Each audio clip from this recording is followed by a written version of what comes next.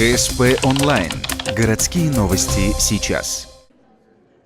Ухтинские спортсмены вернулись с Заполярных игр с третьим командным результатом. Поделиться впечатлениями от поездки в Воркуту они решили на пресс-конференции.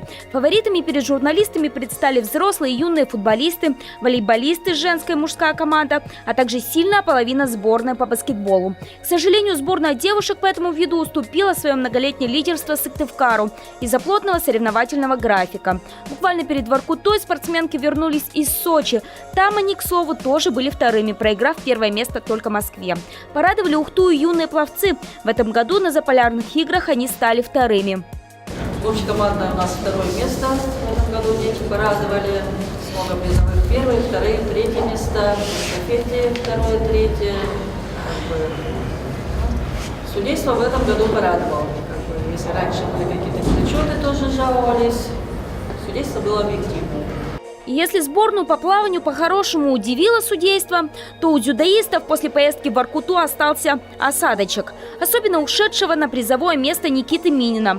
Парень, выступавший в двух видах спорта, он же выходил на татами в греко-римской борьбе, выиграл первую схватку в дзюдо. При этом он поборол соперника, который был тяжелее его почти на 40 килограмм. Продолжить победное шествие спортсмену, входящему в десятку лучших по России, не удалось. Парня не просто сняли со схватки, а сняли с соревнований вообще. То есть дисквалификация, как будто он не боролся. Но у него не было кимоно, он уходил и искал.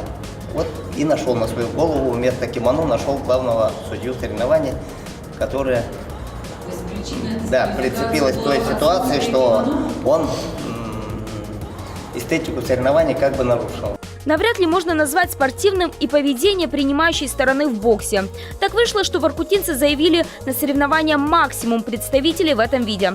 Часть из них даже не выходила на ринг. Как правило, это были оба спарринг-партнера. Но баллы за эту схватку команда все равно получала. Наших ухтинских боксеров хоть и было в разы меньше, стать вторыми им это не помешало. По своей команде хочу сказать то, что у нас по юниорам выполнил один человек кандидат в мастера спорта, и по мужчинам выполнило 2 человека норматив кандидат в мастера спорта. Подтверждение. Тоже большие молодцы. Заняли второе командное место, 4 первых места, по юниорам 1 первое место. В целом у ухтинцев 5 призовых мест, 7 вторых.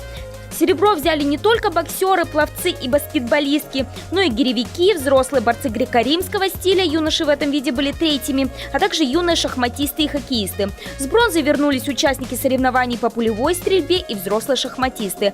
Также с Воркуты наши представители вернулись с 19 кандидатскими нормативами и званием мастера спорта России. Его удостоился борец греко-римского стиля Илья Заненко.